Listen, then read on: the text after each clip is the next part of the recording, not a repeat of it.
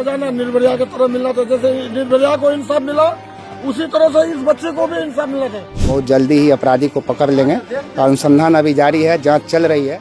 फुटूस और जो जिसको स्मैक वगैरह जो पीते हैं आजकल, उन्हीं लोगों पर शक जाहिर किया जा रहा है। और अब खबरें विस्तार से। आजकल इंसानों के अंदर हैवानियत का इस कदर बोलबाला है कि वह ना तो आगे देखता है ना पीछे, ना भूत देखता है ना भविष्य। अपने वहशी पने में वह ऐसी ऐसी करतूतों को अंजाम दे देता है जिससे मानवता का सर भी शर्म से झुक जाता है। अब आज कटिहार आजमनगर के एक गांव में दिल को हिला देने वाली एक घटना घटी। हमारे आजमनगर संवाददाता मोहम्मद नासिर के अनुसार कल बुधवार 5 मार्च की संध्या लगभग 4 बजे गांव की ही एक 12 वर्षीय मासूम लड़की अपने मवेशियों के लिए घास काटने के लिए खेत पर गई। लोगों ने बताया कि यह उसका रोजाना का काम था, लेकिन कल जब वह घास काटने के लिए गई तो फिर लौटकर नहीं आई।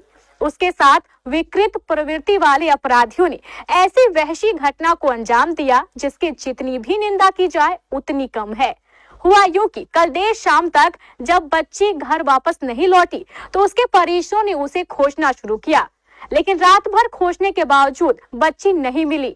आज सुबह जब फिर से परिजनों एवं ग्रामीणों ने बच्ची की तलाश शुरू की तो उनके घर के पीछे लगे मक्के के खेत में बच्ची का शव अत्यंत छत विछत हालत में पड़ा मिला। शव को देखते ही बच्ची के परिजनों के होश उड़ गए।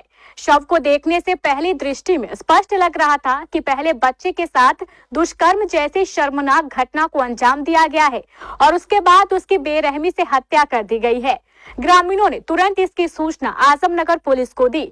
सूचना मिलते ही आजमनगर थाना अध्यक्ष राजवीर कुमार साहू पूरे दलबल के साथ घटनास्थल पर पहुंचे और उन्होंने बच्ची के शव को अपने कब्जे में लेकर इसका पंचनामा किया और पोस्टमार्टम के लिए कटिहार सदर अस्पताल भेज दिया।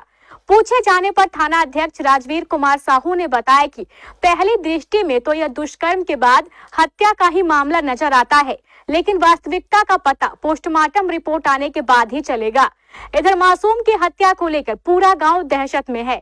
ग्रामीण आक्रोशित हैं और पुलिस से अपराधियों को जल्द से जल्द गिरफ्तार करने की मांग कर रहे हैं। इस वक्त हमारी मौजूदगी आजमनगर थाना क्षेत्र के गांव में है, जहां पर एक बच्ची, नाबालिग बच्ची का शव मक्के के खेत में मिलने से गांव में दहशत का माहौल है। ग्रामीणों का कहना है कि इस बच्ची के साथ हो न हो बलात्कार करके हत्या कर दी गई है। ऐसे में उनके साथ क्या कुछ हुआ है, कौन लोग हैं जो इस तरह के घटना को अंजाम दे रहे हैं, ग्रामीण हमारे साथ मौजूद है। क्या नाम है आपका?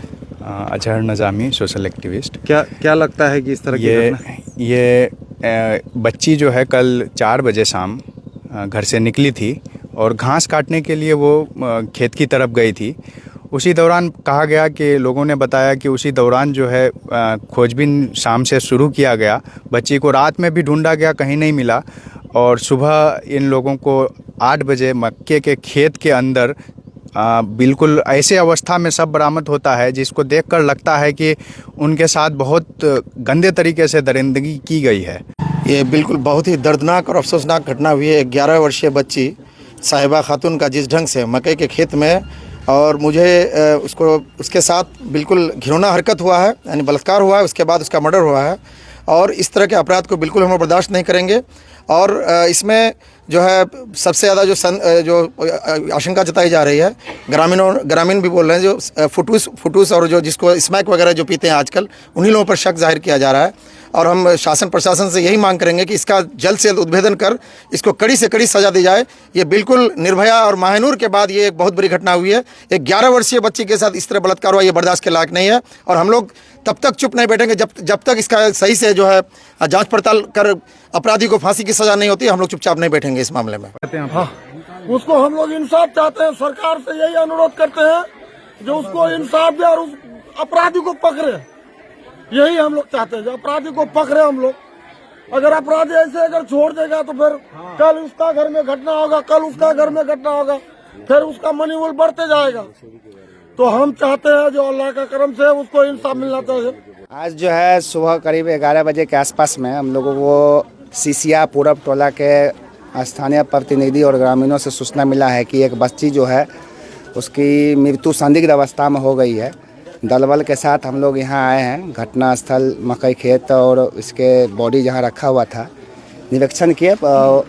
मृतका का नाम जो है पता चला है वो साहिबा खातून है और उसके पिता का नाम मोहम्मद शाहिद है।